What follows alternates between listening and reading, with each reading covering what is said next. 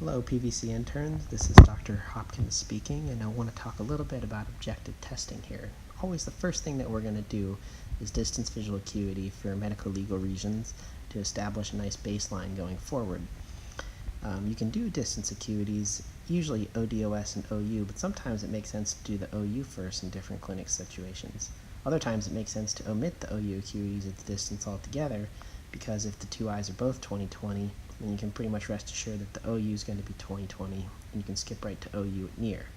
But you always want to make sure that the patient has their glasses on for this testing, even if they think that they're broken. If they are in good enough shape that the patient can wear them, you're going to get the best results if you ask them to take corrected acuities. If you think about the setup that you have for near acuities and for initial VAs, you realize that it's pretty efficient to drop in certain tests like confrontations or Amsler right at the beginning so that you don't forget to do them later. And of course, the setup that you have for near acuity testing lends itself very efficiently to doing stereo testing. If you perform stereo testing right after near acuity, well then, first of all, you're reminded of the fact that the patient has good near acuity, so they should be able to perform the stereo tests. So you can efficiently do that test by bracketing, each and every row that you do. And then, if you have discovered that the patient has poor stereo, then that will give you a heads up when it's time to perform cover tests, and you can do a careful cover test right after this test. So you'll find as we go along, each objective test activity is built upon the foundation laid by the previous one. So you'll do your distance cover test and then your near cover test carefully if you're aware of the fact that the patient has poor stereo. So you begin with the 4 diopter prism in your hand and the cover paddle to get started. And the patient will be looking at the near card or the near PD stick right after you perform stereo and cover test. Then if you detect the CI, your next logical question is whether or not the patient can converge. So if the NPC is reduced and you have a CI, then you might perform AM submergences right then and there, and plan to do the CIS survey when the patient's dilating later, perhaps.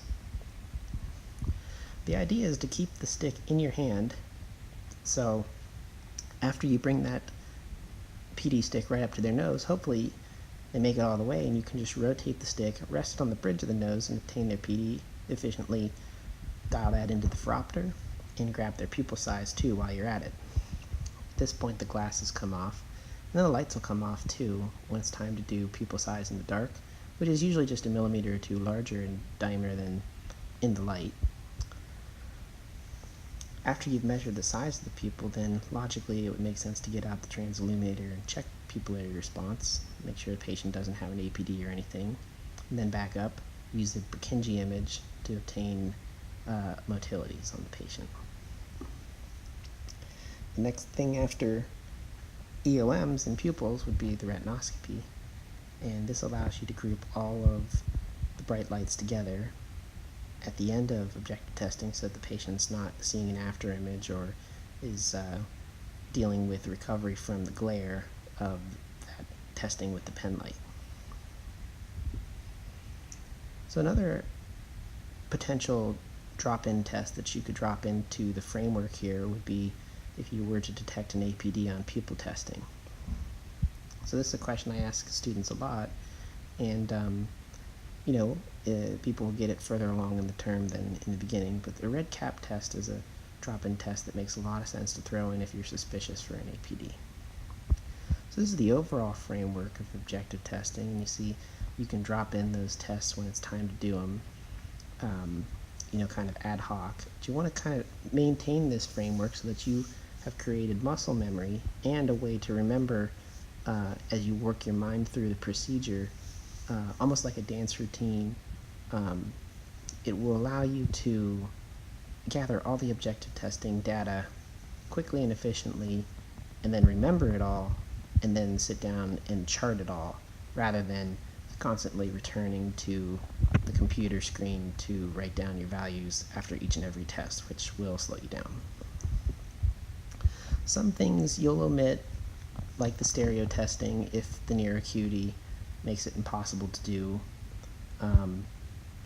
The cover test you would probably want to keep in place always. Even if the patient doesn't have their glasses, it's possible to put up an optotype that's large enough that they can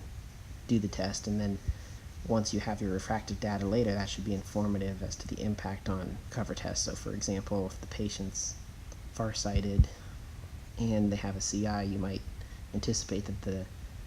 plus lenses could potentially exacerbate the ocular alignment, and you may wish to repeat cover test and NPC at that time, or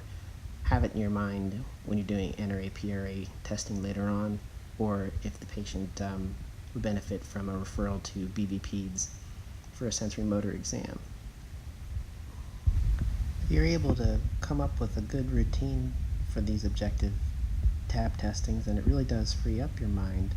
for thinking about some of the higher level management techniques that you might want to employ when you're managing the patient overall. Another thing that you learn from Peds Clinic is that it's possible to play a movie when you do retinoscopy, instead of asking the patient to look at the red and the green E. And you're going to head into refraction next after having done retinoscopy, and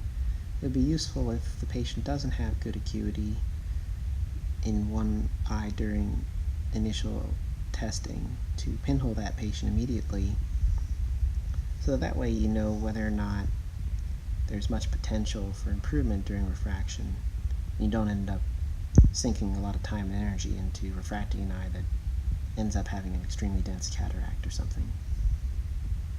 So it really does make sense to follow a good order of operations when you perform an eye exam, because when curveballs are thrown at you, then it's the quality of your techniques that will allow you to still sort of come out on top at the end of the day and manage the patient as best as possible given the circumstances.